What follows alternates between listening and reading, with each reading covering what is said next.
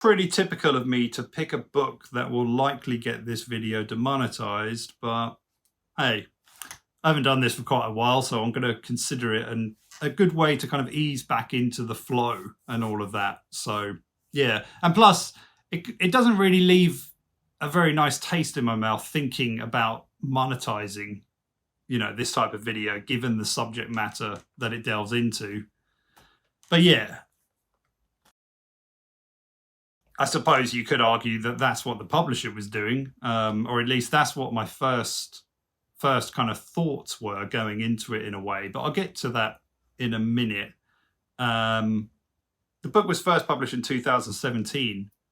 The Incest Diary by Anonymous was also, interestingly enough, published by Bloomsbury, the publisher behind Harry Potter, which is an intriguing bit of trivia, but I don't think there's anything more to it than that. But fanatics out there can correct me if I'm wrong, go for it. I'll detail a little bit about the plot, if you want to call it that. Being a kind of journalistic piece, I guess it's the correct way to put it. I mean, if you go into it thinking it's going to literally be like a diary where there's dates and, a progression of years, no, it's not that. It's a woman looking back in her adulthood, I would say probably mid-20s, maybe approaching 30s. And she's giving aphoristic kind of accounts of her experiences with her father, who abused her from the age of 3. Yeah, that's the level we're going to with this one. I'm not going to give, graphic depictions, because the book does that a lot. Quite, half of it, I would say, maybe a third, is, giving pretty vivid details. But I wanted to kind of add an aside somewhere, so I might as well do it in the introduction. I keep seeing, or have seen, this clip pop up every now and again on my feed. Probably because when I was writing Heather, the algorithm decided that I must be an incel, and still believes that I am one, and is trying to keep me one. And well, here it is. There's women, you agree, who have orgasmed during SA. That has nothing to do with whether it's SA. Bro. That has nothing to do with whether it's SA. Are you kidding me? Bro, I didn't say whether or not it's SA. I said during SA. What does it have to do with anything? Well, bro, if that's the case, right, then was it bad for them? Yes. Why? Absolutely. Why? Because there are overriding harms than just orgasm. I'm not saying that's not the case. What? Perfect. So then here's the case then. The case is like when you say for some people, right? The reason you keep saying that is because even though it's the vast overwhelming majority of people, you want to like create this little minutia outlier, right? Is it logically possible that there's ever been a woman who's been SA'd who'd enjoyed it? I am not going to. Can you answer my question? No. Is it logically possible? I'm not ascribing anything to that. Do you think there's ever been a single woman who's been SA'd and has enjoyed it? I'm not going to answer the question. Obviously, this guy's an idiot, and that smug Cheshire cat grin on his fucking face just rubs me the wrong way. He's not an idiot because he's wrong, though, however.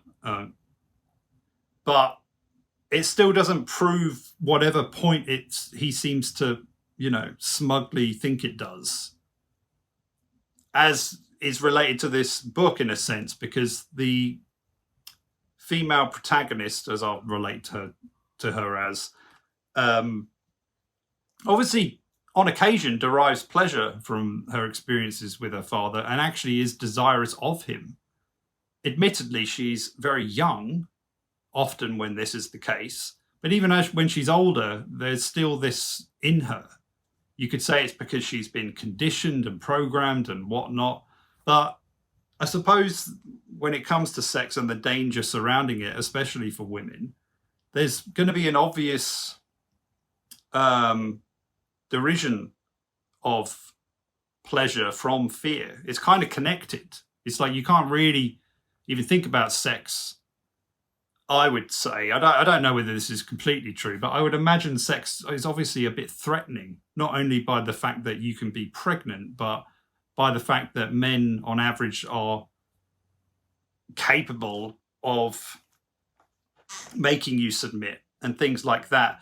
And what I think this particular guy on that stupid whatever podcast is trying to get at is like it almost justifies the act, you know, just because you will orgasm from it or potentially orgasm or get some sort of, you know, thrill out of it or whatever.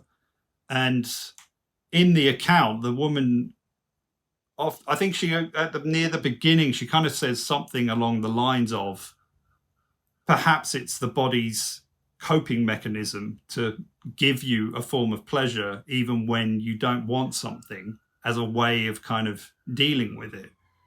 I don't think some survivors or victims of it would also call it reclamation. It's like they might revisit the abuser because it's a way of trying to be in control of it, all of that kind of stuff.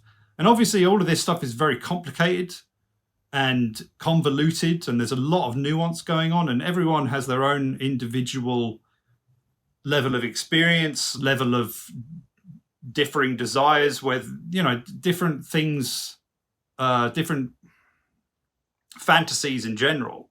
So to try and simplify it as this moron is doing is just irksome in of itself, but it's that kind of level of like, what do you control? The fact that you desire orgasms, you know, do any of us get to do that? Like it's part of your design, mate. You're not making any point here. It's ludicrous. And you think you've got one over on women in general by the looks of your fucking countenance. So just put a pipe in it. It's like, that's like, I don't know. It's almost like akin to bragging that you gain an appetite when you're hungry. It's a bit like, it's part of the, obviously it's trickier when it comes to sexual activities, but I don't know, in a roundabout way, it kind of seems to be synonymous with it. But yeah, obviously in this book, with her being a child and whatnot, it's far more disturbing and unnerving and all this kind of stuff. And I don't really want to get too much into the graphic details of it all, but it begins when she's 3 years old. So yeah, that's what you're getting into, basically. It's heavy, to say the least, and not something that is particularly enjoyable to envision. And it's told in a very matter-of-fact, I said that strangely, matter-of-fact kind of way, where it kind of brings about this dissociative element to her personality. Everything feels kind of dreamlike in a lot of ways. And as mentioned before, because it is going through her story in these kind of aphoristic paragraphs and just snippets kind of thing, and they're all divided up by the 3 asterisks type, you know, moving on kind of, which is known as a dinkus, if you didn't know. Yeah, that's how it's split up. So there's no dates, there's no chapter names or anything like that. It's just, this is one bit, next bit, aphoristic essentially. And it does kind of begin. She kind of starts it off with talking about incest between daughters and fathers in fairy tales, and kind of comparing her experience to that, but where she doesn't get the opportunity to run away or to free herself. She's stuck. And that kind of adds it's quite a clever way to introduce it as well, because it's like, you know, it's like that once upon a time type of thing. It's just like, yeah, that introduces the whole thing. And because it's in her childhood, it kind of adds to the monstrousness of it as well. I quite like that element of it. But it uses a lot of anaphoric techniques in its writing style. Anaphora is when you basically repeat a specific word. She chooses to use pronouns quite a bit. So it's I. And it's just the first word of each sentence will then be I. And it's very clippy. And then it does alternate between him, and so the comparison with the father. And it can be a useful technique. I use it quite a bit. I mean, I just did it there in, you know, one sentence, but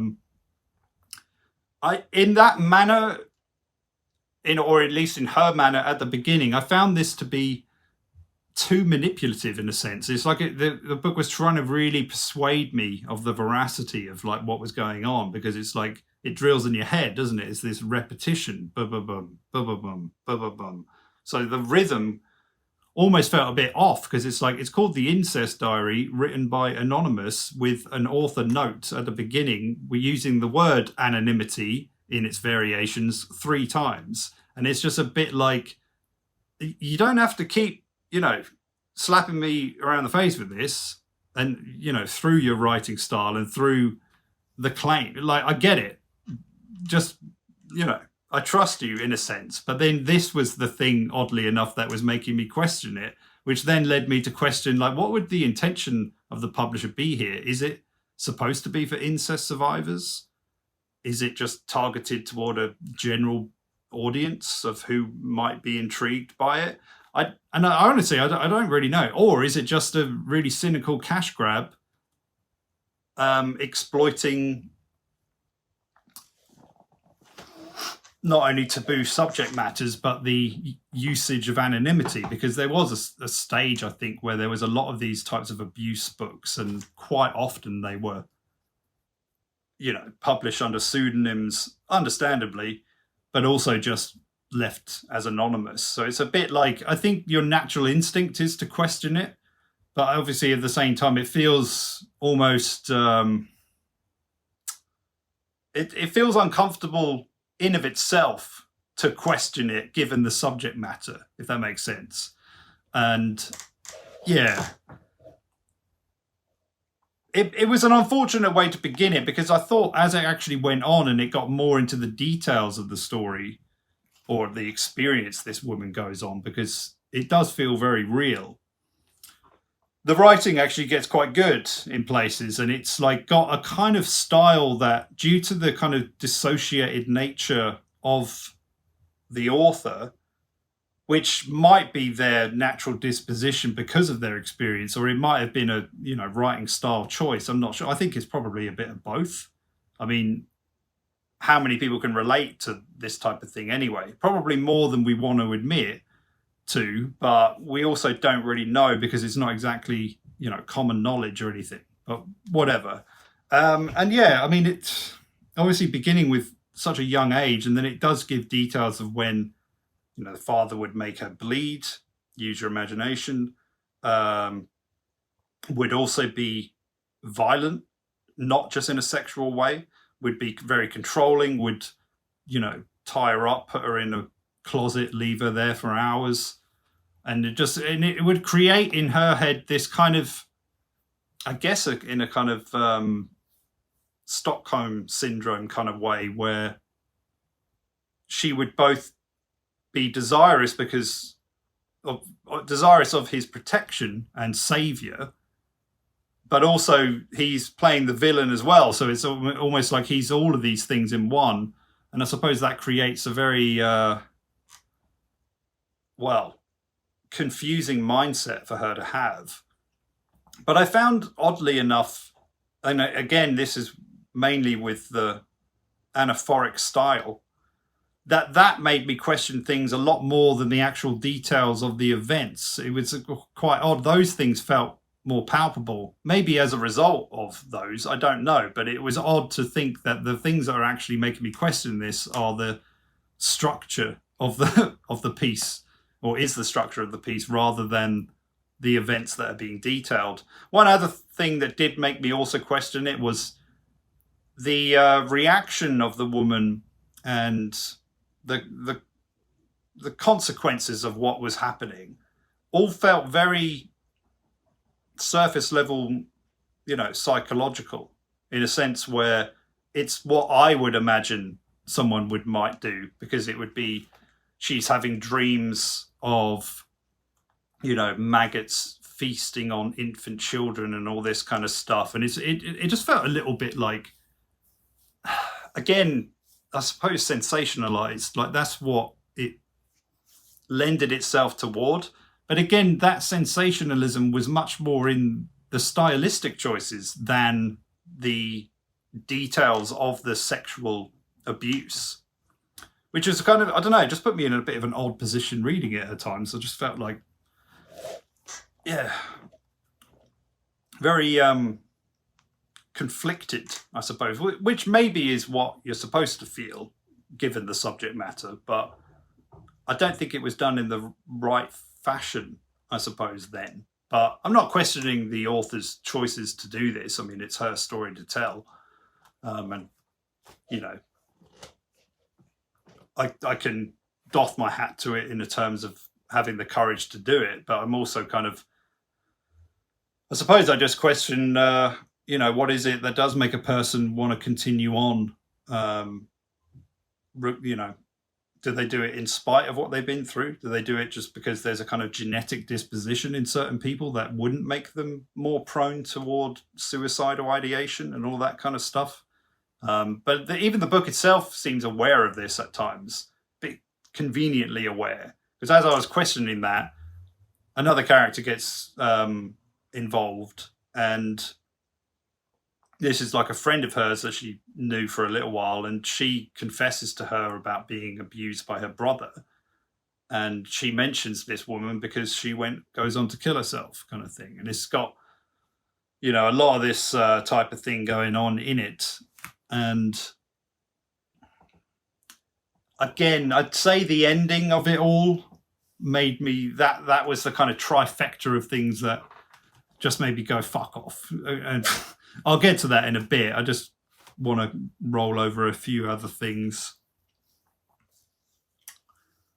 which of course I'm forgetting now that I've said it. But yeah, there are, I mean, obviously, and I suppose the dissociated nature of how she details the events gives you this kind of detached viewpoint of it, which might have been the only way she could actually express this, because, you know, if you allow yourself the emotions behind it, it would be too difficult to actually pen, I suppose. But that, oddly enough, it kind of felt like you're reading a dream in a sense. But I mean, I think that's also because memories have this tendency to be pretty unreliable, but also there's a kind of fabricated nature to them that kind of makes them more relatable to a dream-esque kind of state instead of the opposite when it's more matter of fact. So yeah, that was kind of understandable, but then to add in just depictions of dreams and whatnot just felt like a bit of a layering that was a bit heavy, a bit over thick, I would say, at times. But yeah, it's a pretty hard-hitting piece, and there are a lot of graphic depictions within it. And most of the time, I'm fine with that kind of stuff. I don't know, I'm desensitized to this type of material, but there were still moments where it just felt like, you know, the kind of bit where you just get to the end of a paragraph and you just realize, like, fuck. It's like, and you kind of have to just, yeah, go, okay, I'll put this away. Maybe having an aphoristic style was actually a wise choice in that regard, because, yeah, there were moments where it would just, you know, you'd read a couple of pages and then you'd just be like, Jesus Christ, this is a bit much.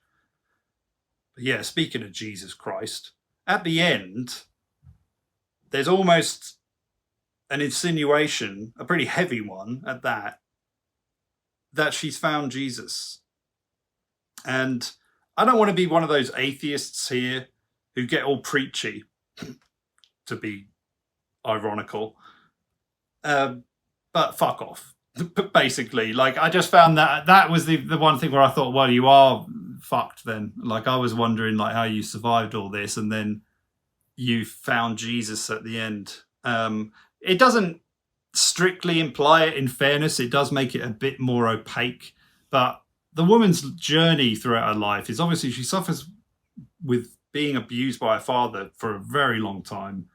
And then she gets into relationships as she's older. She gets away from her family after the parents' divorce. She doesn't really see her father that much, although things are still going on. And she has a brother that she does tell him about, you know, what's been happening. and he can't handle it. So she ends up actually denying what she said and tells people that she tells her mum even and brother that she made it up or got confused and all this kind of stuff. It's really quite sad, and you can imagine the truth behind that, because people just don't deal with this thing very well, and they often will act in very bizarre ways, especially when it comes to actual support. A lot of the time it's just don't talk about it, don't acknowledge it, pretend it doesn't exist. And I suppose people do that probably because when it is your own child or sibling, you just don't want to imagine them like that. And I do think that the reason a victim wouldn't want other people to know is because they have to suffer the re-traumatization of then being seen like that, So quite often, especially when it comes to really extreme taboo behaviors or actions, they kind of imply a trauma within themselves. And I think that is partly why people react so oddly, is because they just don't want, again, possibly they don't want to suffer the trauma of it themselves as well, in a kind of self-preservation type manner. But also what they don't realize is that when they do that, the person it actually happened to is going to have to suffer the same trauma, essentially, because it's already seen as such a big thing. So it's like it kind of has a double whammy effect, I'd say. And I think that adds to the severity of it all. It just starts to then get wrapped up and becomes more complicated and has a kind of avalanche effect on your own psyche and whatnot. So those parts all felt very legit, and in terms of the veracity of it. And even if I did question it, I suppose at the end of it, I just think, well, I don't think it matters, actually, even if it is completely made up, because this kind of story has happened to people. Like, I've known too many people it's happened to, not to this level, but it's still been an occurrence, has been something that, affected them for, you would imagine, a lifetime. So in that regard, I would say it's quite an important read, but I felt like the way it portrayed itself was a bit, and then the Jesus thing at the end, which, sorry, it's very hot, so I don't know whether you can tell. I'm sweating my balls off. Maybe an odd choice of words given, let's not go there. But so basically, like, the husband she has is oddly, I mean, he's her father, basically. There is a part just before, it's just so you have an idea of where it goes.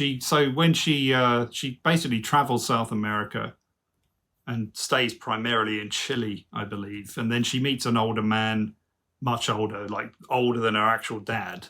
And they start having a relationship, and he's already married, but they've agreed to have other partners, all this kind of stuff. And it kind of has this very Freudian type way where it's like, I mean, we all marry our mothers, that type of thing. But when she actually gets married, and he seems to know about it almost straight away, or I think, she does confide it and whatnot. But he then almost sexualizes it for himself, quite literally, apparently. And he'll actually repeat some of the things that she's been through, like literally, like he will then tie her up, put her in the closet and that kind of thing. So he's literally like an actual replicant of her father. But in a really odd way, I suppose he is ideal for her, because it's a bit like, well, if that's your whole experience, and I think the reason I got a bit of a lack of a personality from her is because it makes her pretty hard to be related to, It's a bit like, and I'm not saying that the relationship she gets into is good, because it's hard to say that it is, but in a really morbid sense, it is kind of her ideal partner, because that's all she's known. And there is a real tragic sense in that. And so where it kind of fell apart for me was like, just as the final like paragraph even was kind of mentioning it, not only does it oddly switch into present tense, which I was just a bit like, that doesn't really work because you're claiming to be tied up for one thing. And it's a bit of a, what would you call it? Hair splitting kind of thing. But I was just like, why do it? Why shift into that whilst you're also imagining angels coming down and freeing Jesus from his tomb? And I was just a bit like, I know you're trying to use that symbolism, but you're also implying that you're going to save yourself via God. And it's like, is this fucking for real? Like, I don't know. I mean, it could be implying that a lot of people who are mentally unwell will turn to religion, which is true, I think. But I felt like it was doing it in this hallelujah type way, like in a trying to be convincing of it. It's like, oh, once I find Jesus, everything will be saved. You know, I shall be forgiven and blah, blah, blah. And I was just a bit like, oh, okay. So it's basically just turned into Christian propaganda at the end. But I don't want to be that atheist type douchebag, you know, but at the same time, somebody has to be. You know, it's just a bit like, okay, well, right. But leaving that aside, the book is actually, it's better written than I've probably given it credit for, because I have just mentioned my own hiccups with it. I did think some of the style was poignant, and there was a kind of tragic ennui to some of the prose and the depictions, and the dreamesqueness of it at times was a little bit kind of Story of the Eye-ish. Not in a massive way, but in a little bit in what it was kind of conjuring in your imagination. Not the morbid stuff. This was more just her kind of view of things and how she behaves with herself and stuff like that. And it had this obviously desperate type of undertone to it, but at the same time there was a almost, dare I say, delicate nature to it, where you still saw this childlike wonder in her, be it, you know, pretty morbidified, if that's a word. But yeah, the Incest Diary, not bad, not comfortable. I'll give it that. Yeah, it's pretty hard hitting. But just to close off, I almost think it's a bit of a shame that she didn't fictionalize it in a way. I could sense that there was a writer in her, and it wouldn't surprise me if she was one in some degree or another. That could have been the editing, in fairness. I don't know whether they tried to fix a kind of certain structure within it, because it did feel that way, especially in like the manner and the choices it made, because it would like pick very clippy type paragraphs for the beginning, and then once it got that out of the way, a lot of them became a lot longer, to the point where they were almost like chapters. And I just felt, and then it would kind of break back into the, you know, half a page kind of thing. It was like, okay. But yeah, I just felt like there was a vividness to her style that I think would lend itself to fiction. I mean, maybe she is a fictional author as well, who knows? But yeah, that'll do for that for now. Like, thanks for watching. I'll see you soon.